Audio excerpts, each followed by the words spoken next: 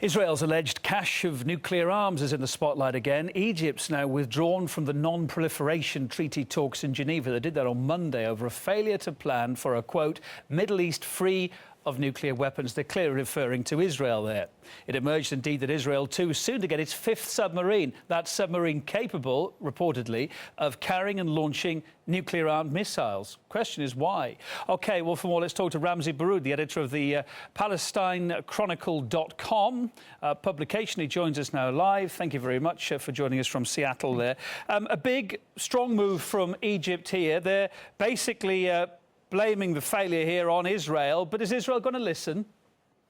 Of course not. If Israel was going to listen, they would have listened decades ago.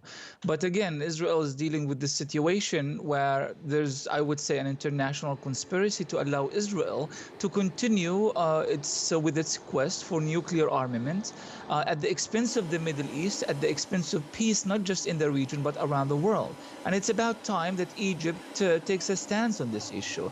It is very important what happened here. But if this is not followed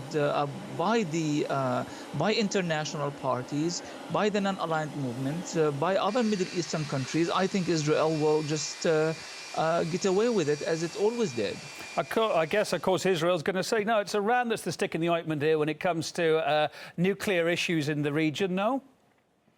Well, I mean, again, it really depends on the decisiveness or lack thereof of the international community, which has been very, not just indecisive, but I would say if it were not for Western countries' support, now Germany, but also Britain, originally France, the United States even, Israel would have not been able to acquire such massive destructive capabilities. Some estimates put them at 200 nuclear heads, but others say about 400, if not even more.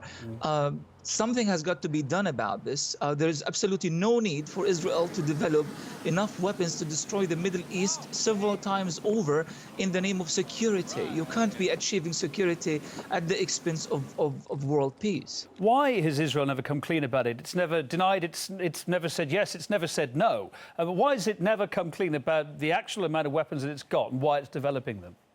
Well, the Israelis always think that they are very clever. The Israeli government has always played this kind of game of ambiguity as far as nuclear weapons and program is concerned.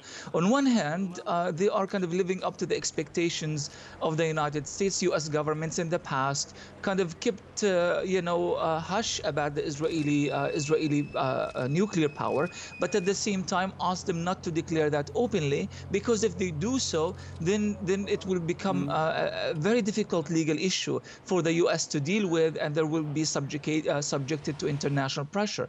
On the other hand, Israel does want Arab countries and Iran and other countries in the region to know that we do have the capacity to destroy you if we wish to do so, and they use that in their sort of mental psychological warfare to intimidate their enemies. And Ramzi, I mean, this news now that this submarine is coming onto the fleet, capable maybe of being able to fire nuclear warheads.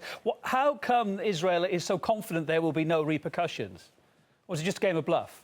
Well, the repercussions, where does repercussion come from usually? It comes from Western countries that usually come across or present themselves as champions of democracy and freedom and peace and defenders of international law. If these are the very countries, as Germany as of late, are the ones who are actually providing Israel with the nuclear capabilities. We know that the BBC has revealed that Britain has also been very much incriminated and involved in doing so. France, the United States. So they are either contributing directly or being part of this game of silence and this conspiracy to allow Israel to get away with such capacity. So who is going to stand up for Israel? If it were not for other countries, we are hoping that, of course, there would be enough international pressure to make that happen. So this is why it was very important what Egypt has done. What applies on Israel should apply on everyone else, and Israel should not expect preferential treatment as far as this issue is concerned. Ramzi, you've got to leave it there. Thanks for your time. Ramzi Baroud, editor of the independent online newspaper PalestineChronicle.com.